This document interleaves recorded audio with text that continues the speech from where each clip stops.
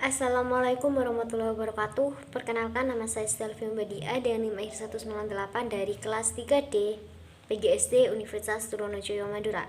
Di sini saya akan menjelaskan tentang istilah-istilah dalam karya seni sastra. Yang pertama itu ada pengertian seni sastra. Karya sastra merupakan ciptaan yang disampaikan dengan komunikatif tentang maksud penulis untuk tujuan estetika.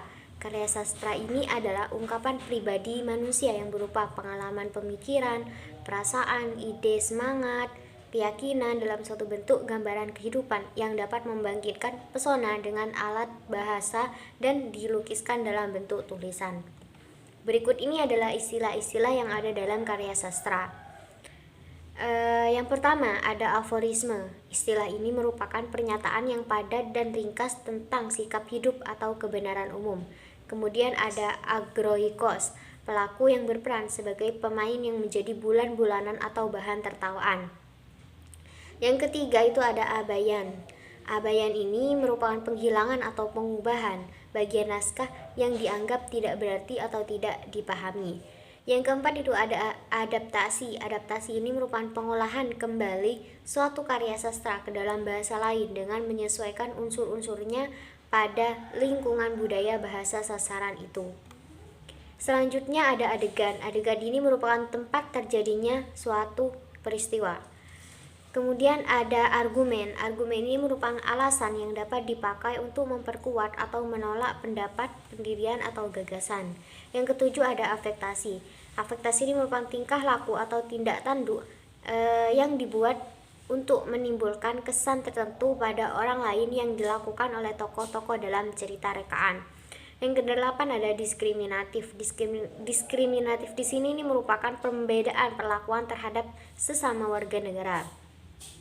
Kemudian ada ekspresi. Ekspresi ini merupakan pengungkapan atau proses menyatakan maksud, gagasan, perasaan, dan sebagainya. Yang ke-10 ada generalisasi. Perihal membentuk gagasan atau simpulan umum dari suatu kejadian, hal, dan sebagainya. Kemudian ada aksen. Aksen ini merupakan ucapan dialek bahasa tertentu yang digunakan pelaku dalam cerita untuk menyatakan kedaerahannya. Kemudian ada catatan kaki. Catatan kaki ini merupakan keterangan yang dicantumkan pada margin bahwa pada halaman buku biasanya dicetak dengan huruf yang lebih kecil daripada huruf di dalam teks. Yang ke-13, istilah ancang. Istilah ini merupakan pendekatan terhadap karya sastra dengan menggunakan ilmu bantu bukan sastra seperti sejarah, sosiologi, dan psikologi. Yang ke-14 itu ada ancang intrinsik. Istilah ini merupakan istilah sastra pendekatan terhadap karya yang bertolak dari unsur-unsur dalam karya sastra itu sendiri.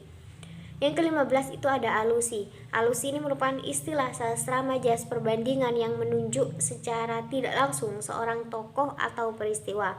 Kemudian ada alur mananja. Alur mananja ini merupakan istilah sastra jalinan peristiwa dalam karya sastra yang semakin lama makin menanjak tanpa ada peleraian sampai cerita itu selesai di puncak. Istilah yang ke-17 itu ada alur santai. Alur santai ini merupakan istilah sastra jalinan peristiwa yang tidak padu dalam karya sastra. Kemudian ada ajr. Ajr ini merupakan istilah sastra bentuk drama tradisional Bali. Kemudian ada baiat. Baiat ini merupakan suatu kesatuan dalam puisi yang terdiri atas beberapa baris, seperti pantun yang terdiri dari 4 baris. Dan istilah yang terakhir itu ada antologi. Antologi ini merupakan kumpulan karya tulis pilihan dari seorang atau beberapa pengarang. Berikut ini merupakan keterkaitan dengan dunia pendidikan. Di sini saya mengambil 5 istilah, di mana yang pertama itu ada argumen. Argumen ini seperti pengertiannya di awal, alasan yang dapat dipakai untuk memperkuat atau menolak pendapat, pendirian, atau gagasan. Istilah ini berkaitan dengan pendidikan, di mana siswa dan guru akan diajarkan untuk mempertahankan sebuah argumen atau pendapat serta menolaknya dengan baik-baik. Yang kedua yaitu ada diskriminatif, pembedaan perlakuan terhadap sesama warga negara. Diskriminatif ini berkaitan dengan pendidikan dikarenakan hal ini mengajarkan siswa untuk belajar cara menghargai sesama warga negara dan tetangga, dan juga berkaitan dengan pelajaran PPKN. Kemudian yang ketiga itu ada bait. Bait ini merupakan suatu kesatuan dalam puisi yang terdiri atas beberapa baris, seperti pantun yang terdiri terdiri dari atas 4 baris. Hal ini berkaitan dengan pendidikan, di mana siswa akan diminta untuk mempelajari sebuah bait puisi dan membuat suatu karya puisi. Dan bait ini juga berkaitan dengan pelajaran bahasa Indonesia. Yang keempat itu ada ajre. Ajre ini merupakan istilah sastra bentuk drama tradisional Bali. Di sini siswa diharapkan dapat mempelajari sejarah budaya tradisional Bali berkaitan dengan pelajaran sejarah dan pembelajaran IPS. Kemudian yang terakhir itu ada generalisasi, perihal membentuk gagasan atau simpulan umum dari suatu kejadian, hal dan sebagainya. Istilah ini berkaitan dengan pendidikan, yakni di mana siswa akan belajar tentang menarik kesimpulan arti suatu dari suatu peristiwa yang terjadi dan juga berkaitan dengan pelajaran bahasa Indonesia.